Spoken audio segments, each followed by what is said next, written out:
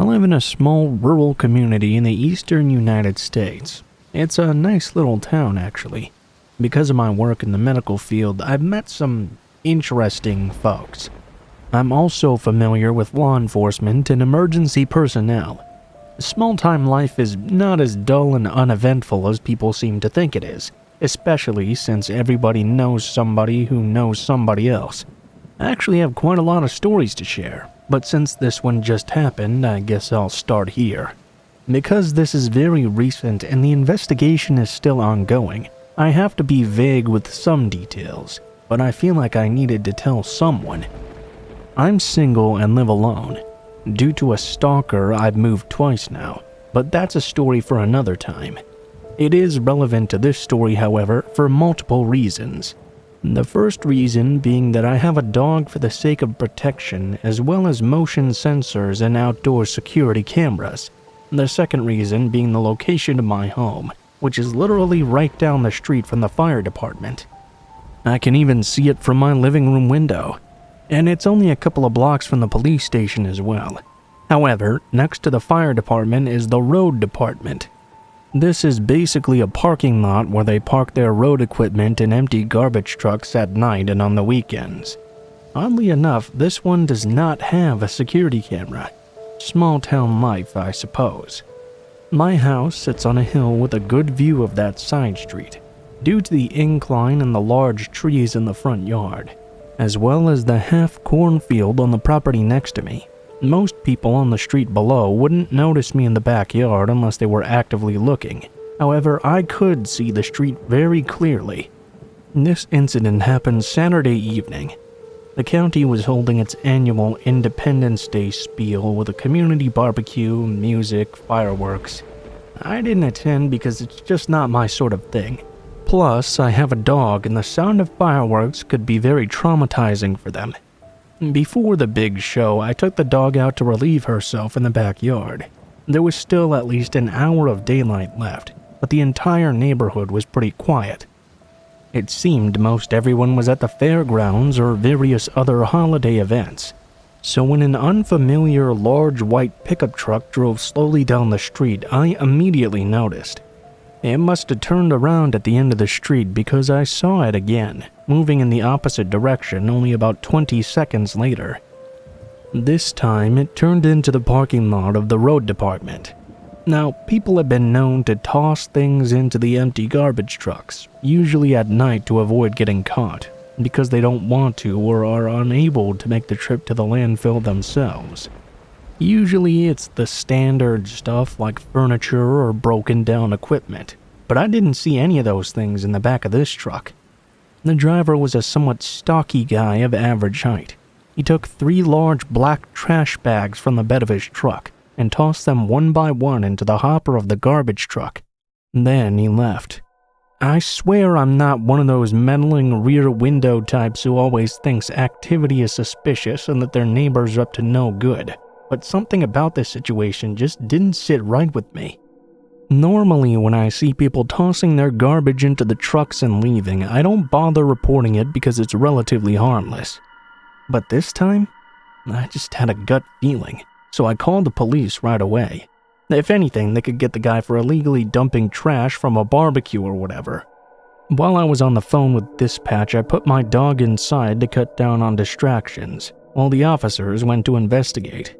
A few minutes later, an officer arrived, and I crossed the street to meet with him. I gave a description of the events and pointed out which of the trucks the man had tossed the bags into. He found the bags. He took photos. He put on gloves and told me to stay back. The bags were tied in a knot at the top, and it took him a minute to untie one because of the gloves and how tight the knot was. Eventually, he got it open, looked inside for a few seconds, then twisted it closed and took a few steps back. "Shit," he hissed under his breath. "What is it?" I asked. "It's a body." I felt sick. I could tell he felt sick too. I saw him grow pale, his hand trembling when he held the radio. Even his voice was shaking as he gave the code to dispatch. The dispatcher sounded so confused when she asked him to repeat it. Within 10 minutes, the county sheriff was on the scene. Even he looked sick at the contents of whatever was in the bag. The coroner arrived about 10 minutes after that, and the first officer walked me back into the house, along with another one who arrived at the scene the same time as the coroner. Though I showed the first cop via the app on my phone when I described the events initially, I now showed them the video on a larger screen. The camera caught footage of the truck as it drove by both times, as well as pulling into the parking lot, though unfortunately not a clear view of the license plate or of the man tossing the bags out of frame. We watched the footage over and over, pausing frames while the officers took notes. Ultimately, they requested this footage as well as the copy of the files from the past week to see if the truck had canvassed the area before. I've also been saving footage until the road department installs their own camera this week. Because this is still fresh, I don't know many more details. I do know that the body was in pieces, but I don't know the age of the victim, the gender, the cause of death, none of that. Information hasn't been released to the public yet. I don't even know if the coroner has been able to identify the body yet. A police cruiser has been parked at the fire department next door for constant surveillance, just in case the guy comes back. They think the guy who dumped the body was likely a local. I mean, how else would he have known to dump the body there? He probably thought it'd get buried under people's illegal trash accumulated over the holiday weekend, and the sanitation crew wouldn't have bothered to investigate. When I think about how I know this guy lives in my community, it makes me physically ill. To think that he had clearly scouted the area for a dump site, that it may not have been the first time this had happened, that this could happen all over again.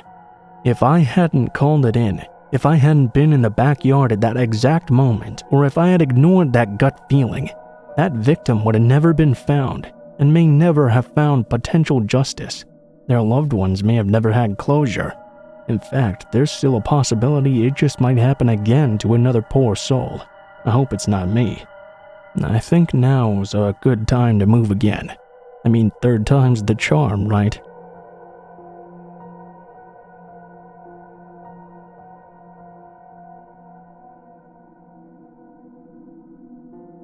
Hi, this is my first post, so I'll do my best to make this interesting. This happened to me in the summer of 2015. I was dating a guy who lived in the city, and I was living at home at the time in the suburbs. Neither of us had a car, and since I lived at home with my bedroom right next to my grandma's, I always went to him. I'd take the subway to his place every week and stay for a couple of days I had off from work. To get to his apartment required taking 2 trains. One day I was headed to see him. It was super hot out and I was wearing a skirt with straps, a crop top, and knee-high socks. Hey, I wanted to look cute. I guess I feel this is important as I probably stood out wearing this outfit, and unfortunately I probably should have been more careful about what I was wearing, which sucks. Anyway, I'm on the first train and after a few stops I notice a man get on. I kind of couldn't not notice him, as he chose to stand right in front of me where I was sitting and stare at me, rather than take up one of the numerous empty seats. It made me feel really weird, and the man in general gave me a very creepy vibe. He was probably in his 40s, looked unkempt but otherwise kinda just basic looking. I can't even really picture his face now. So I get off at the last stop and head through the station to where I need to catch the second train. I noticed the guy following me off, which at first I figured wasn't a big deal. I mean, it was perfectly possible he might have just been going to the same place. So to get to the platform I needed to be, you have to go up some stairs. I realized he was following right behind me. I decided to turn around and go to a different platform, which happened to be packed full with people, thinking if he followed me then, this was bad, but maybe I could lose him in the crowd. Well, he did in fact follow me. I tried to duck out of view before going back to the actual platform I needed to be waiting on. I got there, and for a few minutes I did feel better, until I saw him sneaking up again. He must have known I'd be there after I'd gone up there and then turned around. Plus, it was the only other platform, and most likely he'd seen me the entire time. There weren't too many people waiting compared to the other side, but a few trains came that were so full I didn't bother to try to get on, and neither did he. The whole time I was texting my boyfriend, who was not taking me seriously at all. I asked he at least meet me at the station when I got to the stop by his apartment, just a 5-minute walk away. He was being very reluctant, but he finally agreed. At this point though, I was still waiting for a train. One came in that was very full, but I was getting restless and wanted to get to a safe place, so I squeezed on. The other man squeezed right next to me, with his arm over me.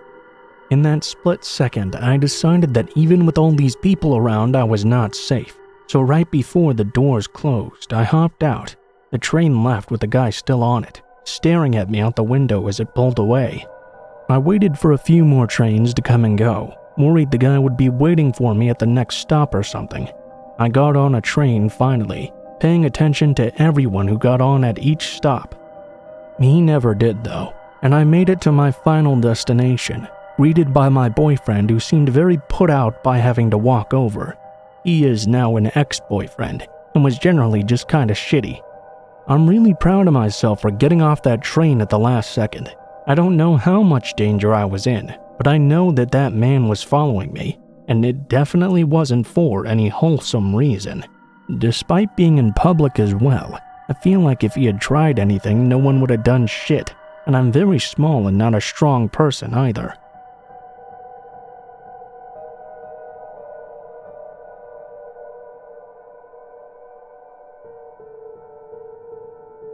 Hey, my name is Emily.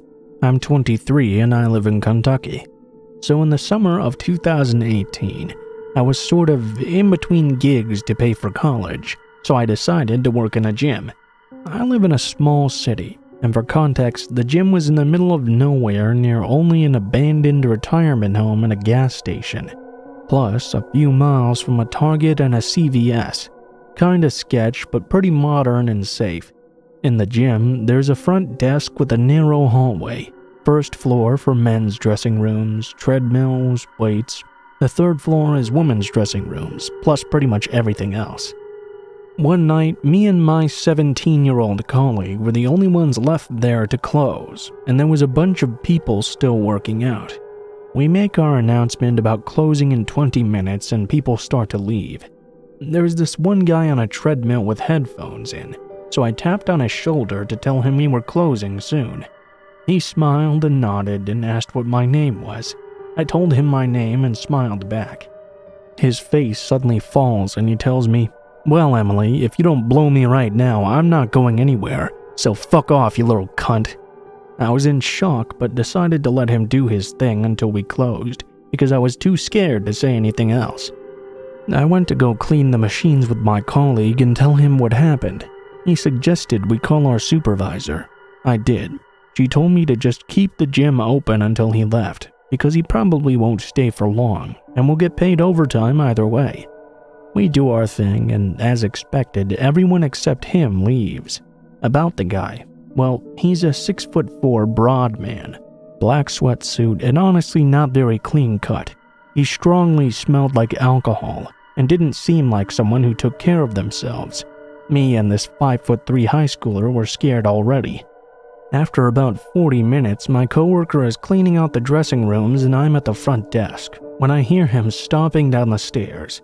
He checks out and stays to chat with me. He apologized for earlier and told me he didn't like it when women tried to boss him around. Then he asked for my number. I told him I had a boyfriend who was picking me up from work, which was a lie, but I didn't want him to wait around the building for me to get out. He joked about if he kidnapped me, I would be all his, and told me he'd killed someone before for a woman. I was in shock. He kept talking, but I was frozen. He mentioned how he owned me now and was going to watch over me. He then told me goodnight and went down the last stairs to the front door. I went back in to finish up, basically in tears. This is where I made a mistake. I should have instantly locked the front door, but I didn't. About 30 minutes later, when I'm left alone to close, I head down the corridor to leave. In the darkness, I could see someone crouching behind the desk. I thought it might be my coworker, so I called out his name. There was no response. I got a bit closer. Then I smelled a very strong sweat and alcohol from that guy from earlier. I got a gut feeling to go upstairs and text my coworker. He told me he already left and that I should call the police right away, while I was sitting in the locked bathroom, I heard him walk into the women's dressing rooms and call out my name. I waited for a good 20 minutes before the police showed up to arrest him. Turns out he wasn't kidding about all that, and had in fact gunned down a man before. The very next day, I handed in my 20 days, and only worked in malls after that.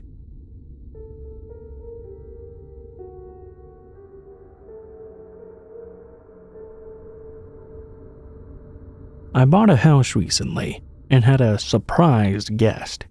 My partner and I recently bought our first home. The day of closing, the selling realtor tells us the seller didn't give her the keys to the house, and claims to have never had a garage door opener. When asked about when we can obtain the keys, the selling realtor says the seller works an hour away and long hours. This meant we couldn't get the keys until 9 or 10 at night. Instead, the selling realtor arranged and paid for new locks on the front door and gave us money to buy garage door openers. Yay, free locks, I guess. So we closed on the house and everything else was pretty much smooth sailing. That was until when I went up to set up and turn on our electricity. The electric company said they couldn't come out to turn on our power until the next day, even though I had called early in the morning. I rolled my eyes profusely. The house needed a good cleaning as well, as the seller didn't even bother to clean it when they moved out. Let me first tell you about the house layout.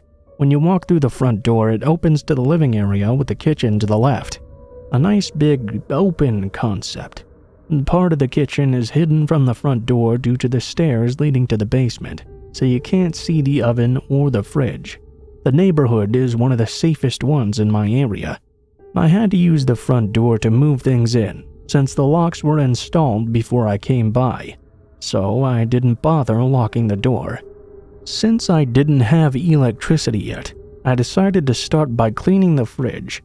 I turned on a true crime/true horror podcast in the background and started to get to work. The doors to the fridge were wide open, and I was doing my thing when a shadow suddenly appeared behind me. I knew this couldn't be my partner because he was out teaching. I turned around to see a man in a black hoodie and black shorts, telling me he was headed to drop off a garage door opener. He dropped this thing on the island and didn't say another word. It seemed maybe I spooked him just as much as he spooked me, because he didn't say anything else and ran out the door immediately. It took me a while to compose myself again, and calling my partner hoping he's on break to tell him what happened. I also texted our realtor about this. It was a very weird interaction. I thought about if I just didn't hear a knock or something because I was in the zone, but he had never knocked. I know this because less than an hour later, another man knocked on the door and explained he was here to drop off a key to the front door. If he tried the doorbell, well, of course I couldn't hear that because there was no electricity.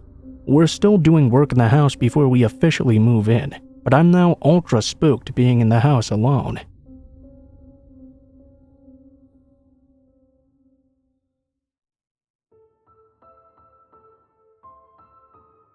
What is up guys, Blue Spooky here as always.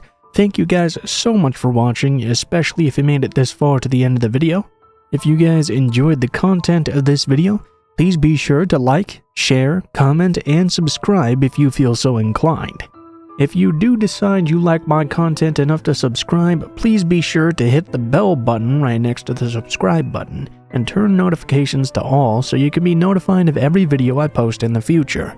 If you don't feel like doing that though, I post a video nearly every day, so you can just come back every now and then and check up on what you missed. If you guys have any criticisms on what I can do better or any feedback on the stories in the video, please be sure to leave them in the comments below, as I always enjoy reading all the comments and I try to give them hearts and respond when I can. If you guys would like to reach me for any reason, or you would like to send in a story to be read, you can go ahead and take a look in the description below the video. You'll find a link to all of my social media, including my Facebook, Gmail, and Twitter accounts. Go ahead and send me a message on any of those, and I'll try to get back to you as soon as possible. If you do decide to send in a story, please be sure to include in the tagline what the name of the story is if it has one, what type of story it is if it has a theme, and how you would like to be credited in the description of the video the story appears in. Last but not least, I also run 2 other channels, Mr. Blue Skies and Darkest Hour, where I do true crime videos and dark documentaries respectively. If that kind of content sounds interesting to you, why not go ahead and check it out and see if it is for you. Aside from that though guys, I think that's pretty much it for now, so thank you guys so much for watching, and I hope you guys have a great day.